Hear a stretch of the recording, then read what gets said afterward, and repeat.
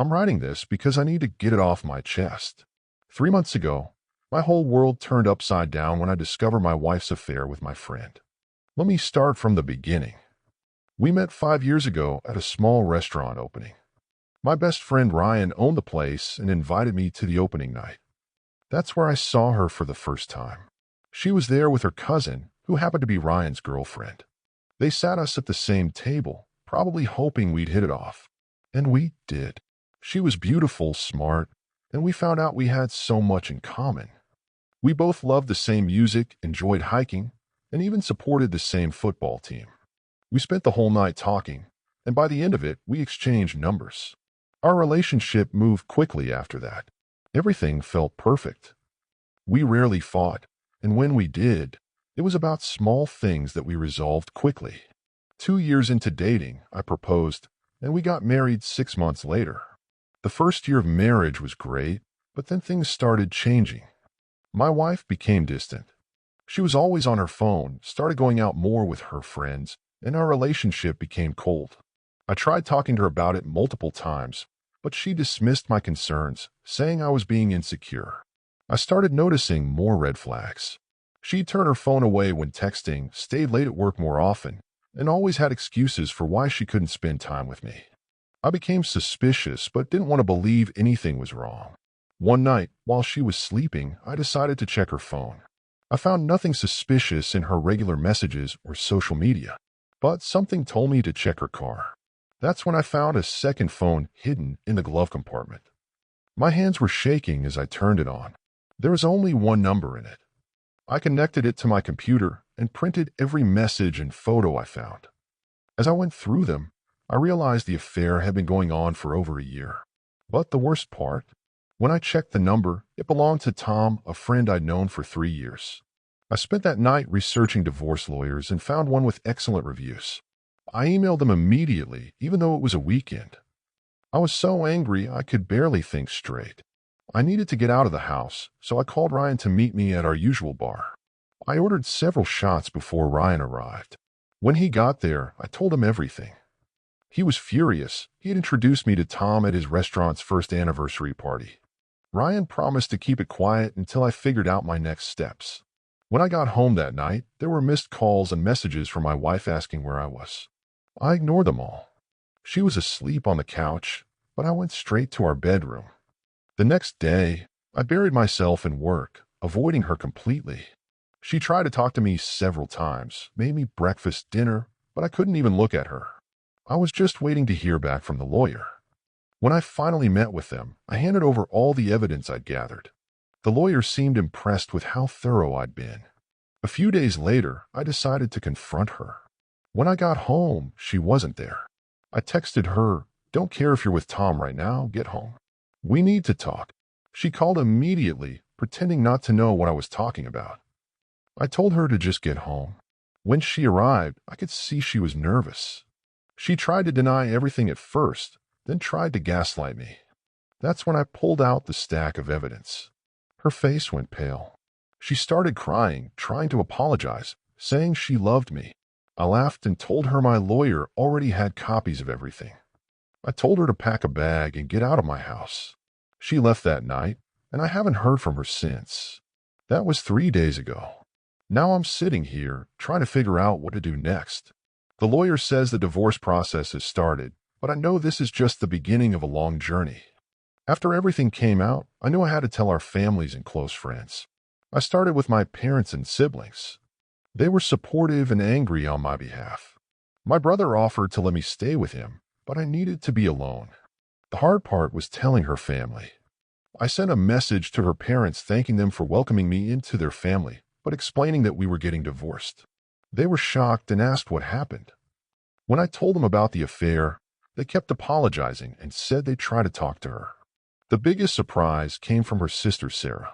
While I was sitting on my back porch one morning, drinking away my problems, I woke up to the smell of breakfast. At first, I thought my wife had come back, and I was ready for a fight. Instead, I found Sarah in my kitchen. She hugged me tight and made me sit down to eat. She told me my wife had shown up at her place, claiming we were just having problems. When Sarah got my text about the divorce, she confronted her sister and got the truth. Sarah stayed with me for 2 days, making sure I ate and didn't drink too much. Before she left, Sarah asked if she could join me at my lake house, where I was planning to go fishing for a few days. I appreciated the offer, but told her she should check on her sister instead. Our friendship meant a lot to me, and I was glad it survived this mess. I also decided to tell Tom's fiancé. We met at a coffee shop near her workplace. When I told her about the affair, she was devastated. I showed her all the evidence I had gathered. She took it silently, tears running down her face. I gave her copies of everything and told her to contact me if she needed anything. The next few days were a blur. I went to my lake house to clear my head. I caught some fish, did some hunting, and tried to stay away from alcohol. The doctor also called with my STD test results. All clean, thankfully. I checked in with Tom's fiancée a few times. She was staying with her family, trying to figure out what to do. We met for coffee again, and she told me her family was pressuring her to forgive Tom. I told her straight up that she needed to do what felt right for her, not what others wanted. The same day, my lawyer called to say they had served my wife with divorce papers at her workplace. My friend Sarah called shortly after, saying my wife hadn't left her room all day and was crying. I knew what was coming next. Sure enough, within hours, my wife showed up at the house. She was screaming and banging on the doors, demanding to be let in. I called Ryan and Sarah to come over as witnesses. Ryan showed up with his wife, who tried to calm my wife down. Instead, my wife slapped her. The police showed up after neighbors called them. My wife tried to claim I had hit her, but the security cameras I had installed caught everything. She ended up getting arrested for disturbing the peace, public intoxication, and DUI. Sarah stayed the night to make sure I was okay. The next morning, she left early to help her parents bail out my wife. I didn't hear from any of them after that, which was fine by me. I was just waiting to hear from my wife's lawyer so we could get this divorce moving. Tom's fiancée texted me a few days later.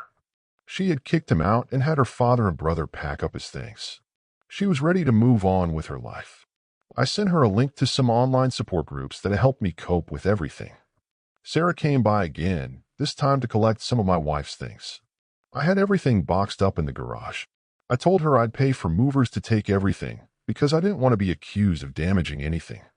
When Sarah asked if she could come with me to the lake house again, I agreed. Maybe having a friend around wouldn't be so bad after all. The weeks that followed were busy. Between my job coaching the local baseball team and dealing with divorce paperwork, I barely had time to think. But I made sure to document everything carefully. Every time my wife called, I sent the voicemails straight to my lawyer without listening to them. My lawyer was impressed with how I handled everything. He kept saying I was doing everything right, which made me feel better about the situation. I had read enough horror stories online to know how badly these things could go, so I was determined to protect myself. Things got interesting when my wife's lawyer claimed I had damaged her belongings during the move. They wanted $1,500 in compensation. My lawyer just laughed and sent them all the videos and photos I had taken of the movers packing and loading everything. That shut them up pretty quickly. Finally, we set up a meeting at a neutral lawyer's office to try settling things without going to court. My lawyer warned me to stay calm no matter what happened. When we arrived, my wife was already there with her lawyer. The room felt tense. Her lawyer started by asking what we were offering. My lawyer didn't waste time. He said we'd offer half the house sale price and half the savings, more than she'd get in court. Then he looked at her and said if we went to court, he'd make her read every message out loud and explain every photo in detail, plus show the video of her getting arrested. My wife started crying, asking if there was any way to fix things between us. I told her straight up that she had been cheating since before our wedding, and nothing could make me forget or forgive that. I told her to sign the papers because the offer was more than she deserved. She cried for about 15 minutes, even left the room at one point. When she came back still crying, she signed everything and left without another word. In a month, everything will be final. All that's left now is selling the house. Sarah still comes by sometimes. We went to the lake house a few more times, and it helped having someone to talk to who understood the situation. The baseball team keeps me busy too, which is good. Keeping my mind occupied helps. I've started looking for a new place to live. The house holds too many bad memories now. I'm thinking of getting an apartment closer to the baseball field. Tom's ex-fiancée texted me recently to say she's doing better.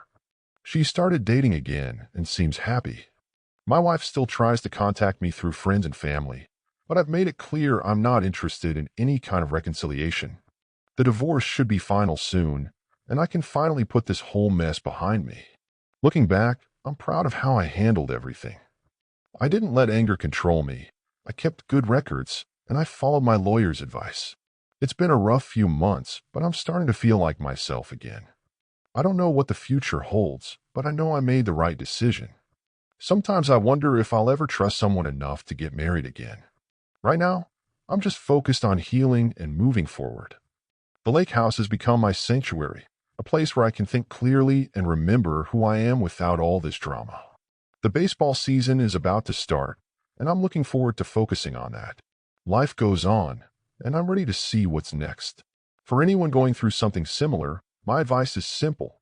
Keep your head clear, document everything, and don't let anyone pressure you into decisions you're not comfortable with. It gets better. Thank you for watching. If you enjoyed this story, please hit that subscribe button. Don't forget to give it a thumbs up and share it with friends or family who might enjoy it too. Your support means a lot. And if you have any thoughts, questions, or story ideas, drop them in the comments below. I'd love to hear from you. See you in the next story.